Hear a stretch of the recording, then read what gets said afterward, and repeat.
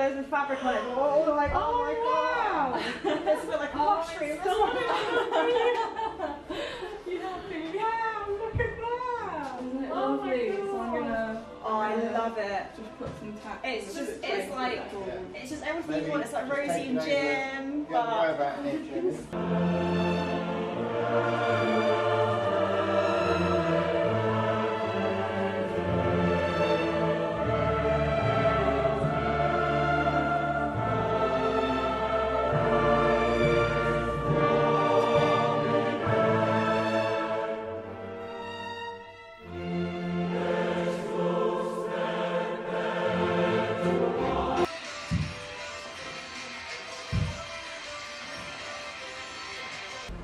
It's the day before my final show, but that also means that it's 6 years since my dad passed away. Oh man, I have really mixed feelings about the show. You know, my work is about grief, and it is a little bit difficult. You know, the 1st of June is always going to be difficult because it is the day that my dad died.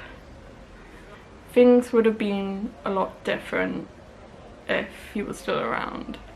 And I think, for the most part, even though he's not around, things are okay. I am really proud of my work. In my piece, I've got this wooden frame which looks like a Wendy house. And I've covered it in different kind of quilts.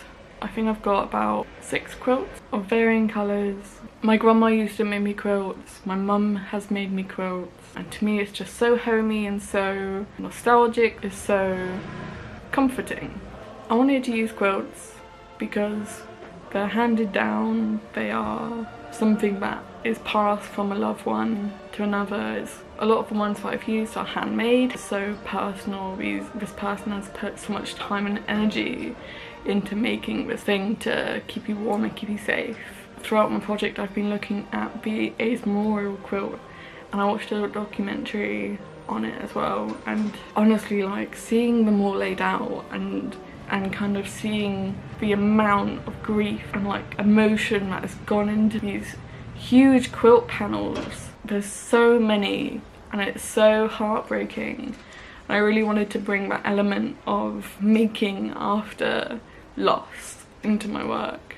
I wanted to do a ring of mushrooms as well, because with mushroom rings, they grow a few inches bigger every year.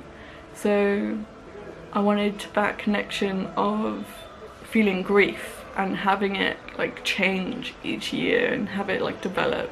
In the middle of a fairy ring, I have my dad's radio playing static noise. He used to listen to the radio to fall asleep. It's one of the only things that I've kept of his possessions. It's like a little time capsule, and it really means a lot to me, and I think that is the structure of it is so beautiful as well. Just how it is, there's so many memories attached to it, just knowing that this is something that was used daily by my dad. I think you have a connection with the items you use all the time, like quilts or radios, things that make you feel safe. I really wanted to like tie it all together to really talk about grief. I find it really difficult to talk about the effect that it's had. It's affected my dreams, it's affected my life. Things are different. And I think because he died very suddenly, and it was just really hard to comprehend. And I want to talk about it in a way that I can, because I can't talk about it any other way. Like, I can't get the words. Yeah.